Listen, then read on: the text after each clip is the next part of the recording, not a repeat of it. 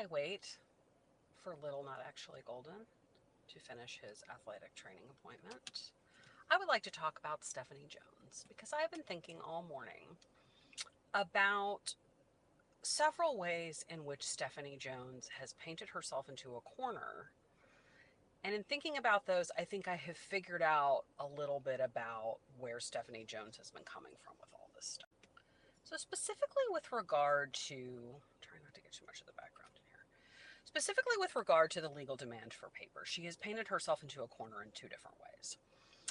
One of the arguments that I have seen people make in defense of the legal demand for papers is um, sorry, that she had the right to turn over these confidential documents that were covered by this confidentiality agreement when she did in September because Wayfair wasn't her client anymore. And there's a couple things with that. One is that's not how confidentiality provisions work. They're almost always survive the agreement because otherwise, what would be the point? Um, but the other thing is that in her original complaint, Jones versus Abel, she has a breach of contract claim in there against Wayfair, saying that as of the date she filed it, the agreement is still in place. She says they never canceled this agreement. They tried to terminate it, but they didn't do it properly. We still have a contract in place until May of 2025, and I want my money until May of 2025. So she herself has alleged in her own case that that contract was very much in place in September when she gave over the documents in response to the legal demand for paper.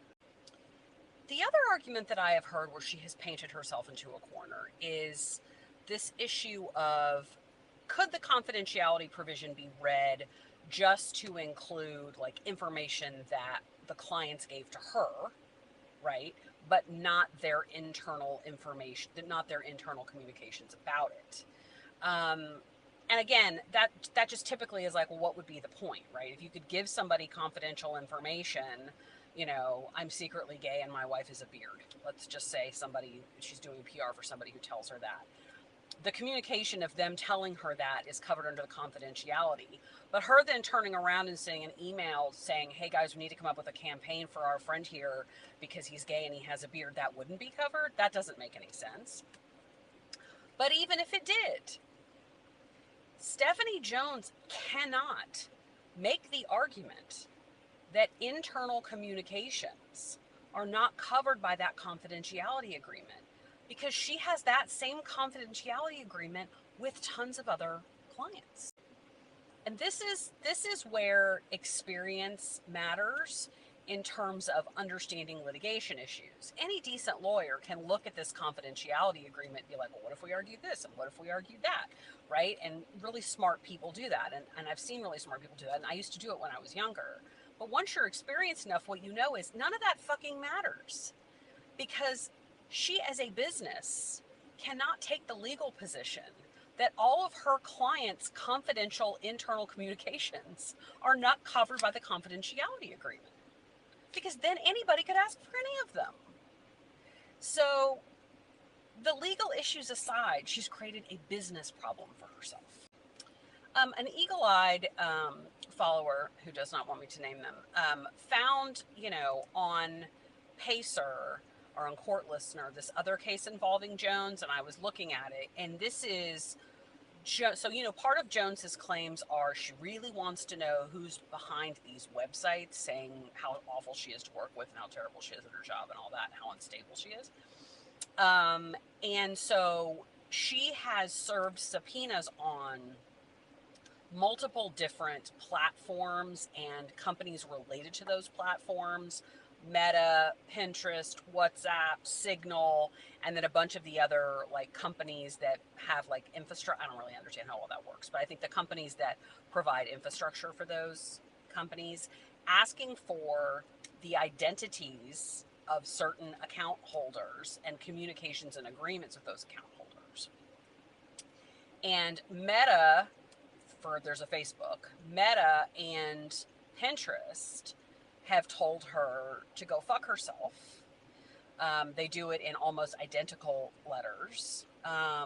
They're different lawyers from the same firm. You can tell they just copied and pasted and said the law is very clear. Those people have First Amendment rights to remain anonymous. She has then filed a motion to compel, asking the court to find that the balance of the equities is that, there's sometimes when anonymous names can be given. And they're having a whole legal argument about that, which is fascinating in and of itself. But when you're reading it and when you're reading the arguments that she's making and she's primarily concerned that these websites are defaming her and she wants to know who's behind them so she can sue those people for defamation. And of course she thinks it's Nathan and Abel. She also thinks it's these two women, Coslow and Case, one of whom still works for Tag and one of whom used to, and she's trying to find that out. But what you pick up on when you're reading it is part of the reason I think that she gave this stuff to Lively is because she's like, you and I are the same. We've both been fucked over by Jen Abel and Melissa Nathan. And, I'm sure there was an agreement that Lively wouldn't sue her. But, you and me are the same. We both are out there just trying to do our business, and these people are ruining it for us. I think she sees them as being aligned. Now, I find it kind of ironic that a PR person of all people, and she goes on and on in this motion about how well respected and highly regarded she is or was, that a PR person is going after anonymous accounts in this way. I wonder what Stephanie Jones would advise Stephanie Jones to do if something like this happened to one of her clients, because I'm pretty sure it wouldn't be this.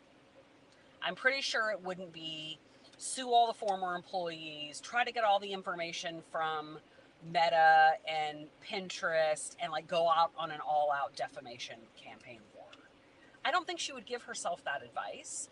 So it feels to me very much like, and I've seen people do this a lot of times, when people leave a workplace and they take clients with them and that all gets very messy, and there's usually wrongdoing on both sides. But she clearly takes work and her work very personally. And to me, the way that she's reacting to this validates some of the things that Abel said about her, about why she's so difficult to work with, because she makes everything about her. Now, I've worked for some toxic bosses, one in particular who was a woman, and she sounds exactly like this. Everything was about her, and it was like, but how does this affect me? And what do you think about me? And you need to protect me, and right? And I didn't last very long in that job. But I can sort of see and relate to what she must have been like to work for based on the way that she's handling herself in this case. And I'm always open to some fact dropping that will change things, but she really is in a corner here. Maybe she won't ultimately be found liable for violations of the Stored Communications Act or whatever.